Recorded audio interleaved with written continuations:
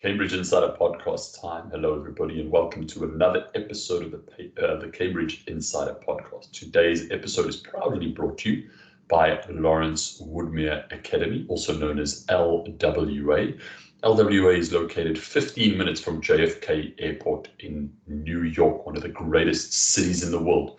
With 15 international students, LWA teaches and motivates students to seek, discover, embrace, and apply knowledge while exploring their personal, artistic, and academic talents. Our students engage life with a culturally respectful, civically responsible, and innovative entrepreneurial spirit for success in higher education and the careers of an increasingly global society. That's one of our New York City and New York partners, LWA. So feel free to reach out to us if you do want a little bit more information about that wonderful school based in New York. As per usual, joining me is my co-host, Meg. How are you?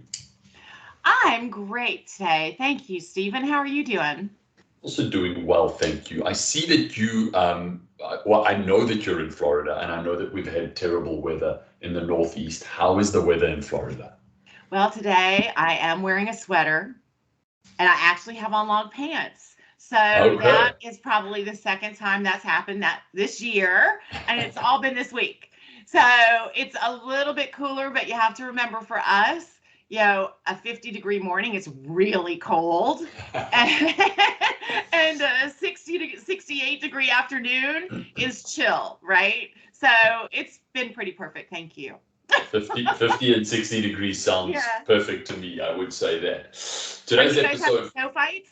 Snowball fight? There's just so much snow and slush and cold things hanging around. I will say that. So well, enjoy the good of it, right? Because it's also a lot of fun. Exactly. It's all about the mindset. So in today's episode, we're going to be talking a little bit about, I suppose, updating our listeners on what's happening in the market, and then suggesting a couple of strategies that they can look at. International education has changed significantly in the past couple of years. And one of the big roles or goals, I suppose, that we've tried to do here at the Cambridge Insider Podcast is to be able to update our partners and everybody involved with Cambridge about where the market is, as it changes on a week-to-week, month-to-month, year-to-year basis.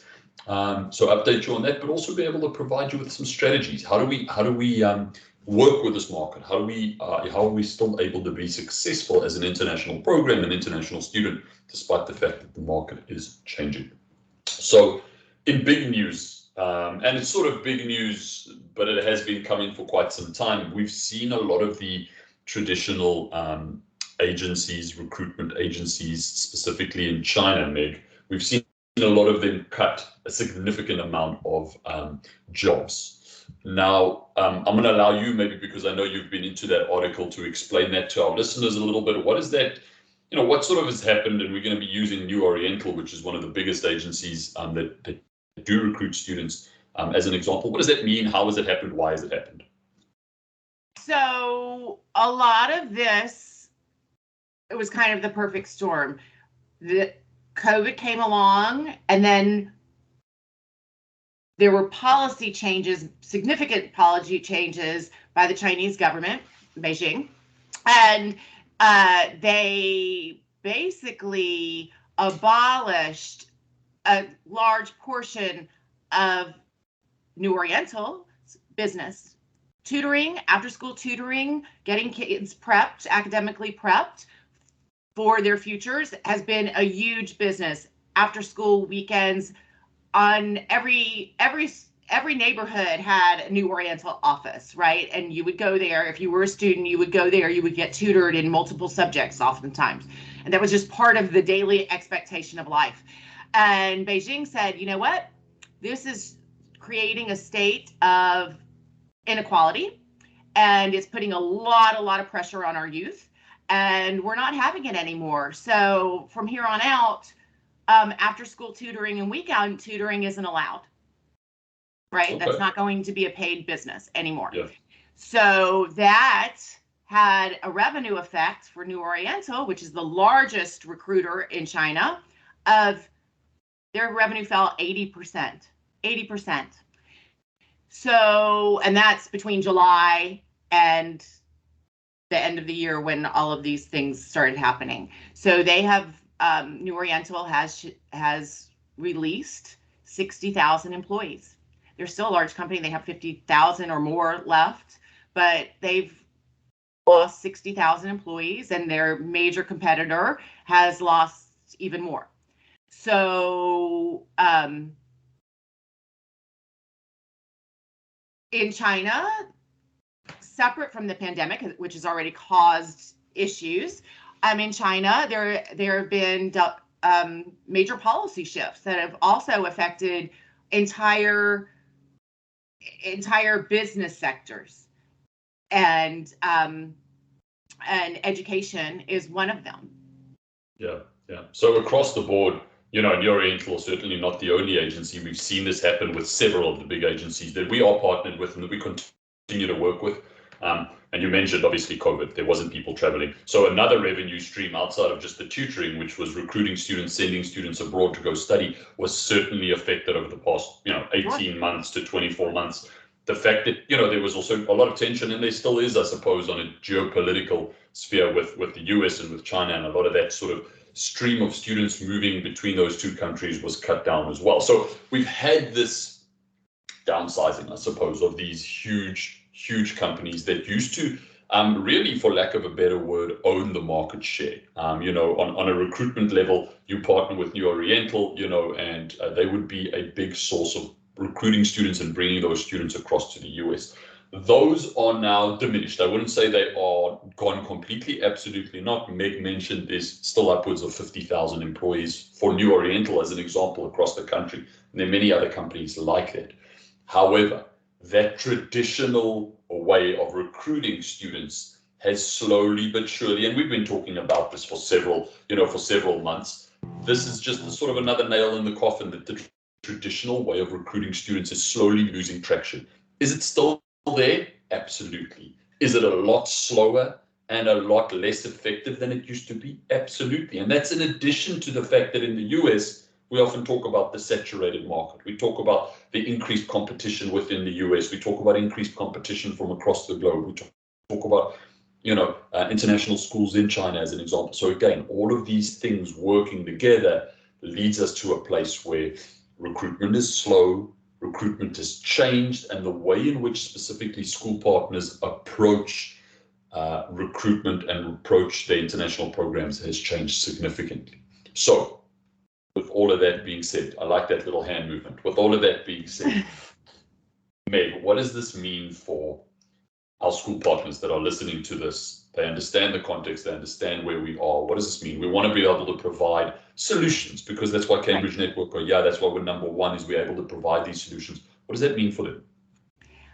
I think that we can definitely see, and when you research it, you definitely see that the numbers are rising slowly. It's definitely a recovering market. And in a recovering market, all the players, all the people who are involved in this really have to look at how they've done things and how they have to do things differently. It's recovering. The body that had been has changed, right? So how do we address that? One of the ways is that traditionally one of the major recruiting arenas for students, for schools, and for agencies was huge events, right? We participated in them throughout the year. That was vitally important. And it was vitally important for students to be able to meet all representatives from all the different schools and learn about all the different schools, right? Some of those kids would go to events over and over again, every time there was an event, they'd go to the city where it was, if it was nearby them. So now, how do we tell the students about our offerings? It's a digital world. We have access to that. And Cambridge Network this year started Cambridge Enhanced Marketing, which promotes schools through virtual events, through videos, through constant social media access. And it's been very, very successful in bringing your message out to the audience. I thought it was really interesting. New Oriental, who we were discussing a few minutes ago, obviously they are in a recovery stage. One whole aspect or more than one aspect of their business has been drastically changed. They're looking at agriculture. They're looking at online sales of books. They're looking at a smaller tutoring division because policies are slightly changing around that. And significantly, they're looking at online streaming. Why? Because that's how you reach people now, right? Through that, you can attract many more people probably than you had originally. And our numbers of what we see from engagement and shares have been really incredible for our schools. They're significant. Potentially, I would argue, more than if you actually went to an event or a series of events. So it's the future. Mm-hmm. And to be successful in this market, it's vital to have a digital presence. That's where everybody engages all the time. And that's the way to reach. That's the way to spread your message. And the results can be really, really amazing from a branding perspective. Yeah, absolutely. I love everything that you've said, specifically pointing to the fact that, how do you get your message across? The message is no longer in a PDF printed document. It's no longer in paper. It's on this thing. And for our listeners, I'm holding up my cell phone on the YouTube channel, but it's about reaching people and being able to send a link to a cell phone, and a family can sit in their homes and view your program and talk to you directly and interview with you and see the inside of your dorm, all through not having to leave their homes, just simply through a link or a post or a platform on a cell phone or on a computer that they can access. And when we at Cambridge Network, Cambridge Enhanced Marketing is about a year old now. When we said this last year, this time, we started kicking off this initiative, we saw where the trend was moving. It was a wild idea. And I think a lot of schools are catching up, but there are still the doubters. There are still schools that are wondering what this doesn't quite make sense to me. But it is becoming more and more evident that, access to platforms, access to people is almost as important as the actual content that you're giving them. So schools traditionally, in any type of marketing, spend a lot of resources on creating great videos, great photos, getting students interviewed. How do we market our program? What can I give somebody? What can I show somebody so that they want to come to my program?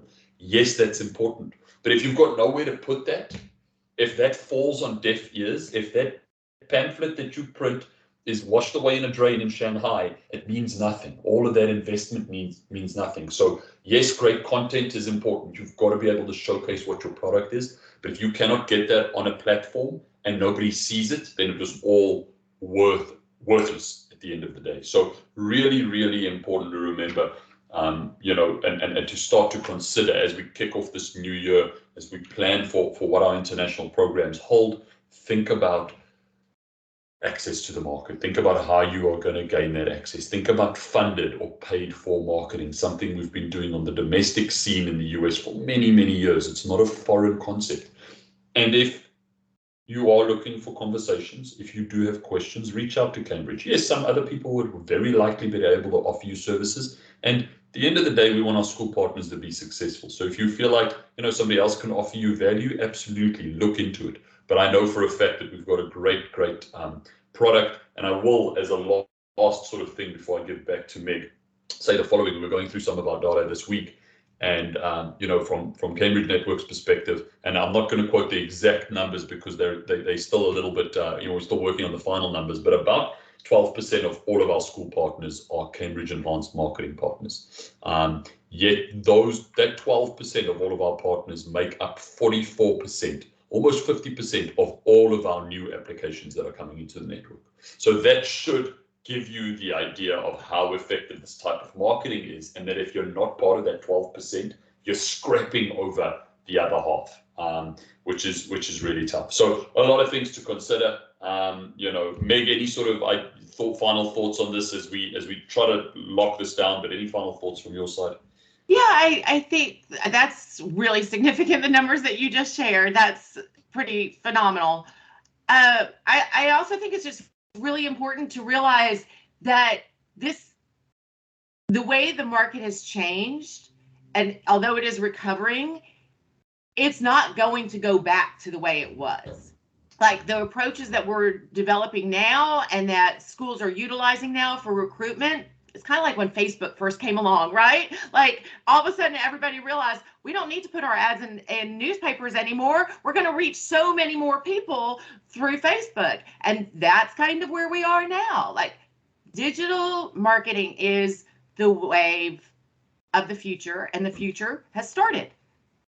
So figure out a plan, I think, is a great recommendation because this is the way that it's going to be done for a foreseeable future. It's going to be a much more integrated type, and we're not dealing with the same type of a marketing structure that we had before. So we need to evolve with the times. We are expanding our reach through different platforms and different projects all the time. So it's really important. And right now it would be an amazing time to get in, because this is when those who are looking are starting to look again. So absolutely, and I like what you said. The market going to go back to what it was? Maybe in terms of student numbers, and that's the hope. Absolutely. Right. Is it going to go back in terms of the methodologies that we used? Absolutely not. Those times are gone. Those times will be dwindled out slowly as we move through this year. As always, to anybody listening, if you have questions, feel free to reach out. We'll put some contact details on the show notes as well. But as always, reach out to your Cambridge Network representative. Let's take on these exciting times. It's a challenge, yes, but we've adapted really well. We've seen that in our network, and we want to make sure that our school partners can be super successful moving forward as well. Meg, I appreciate you joining me as always. Stay warm in the frigid Florida, winters. They can be really taxing on the body, so I want to make sure that you stay warm. And to all of our listeners, we appreciate you as always, and we'll catch you around the next episode of the Cambridge Insider Podcast. Bye-bye, everybody.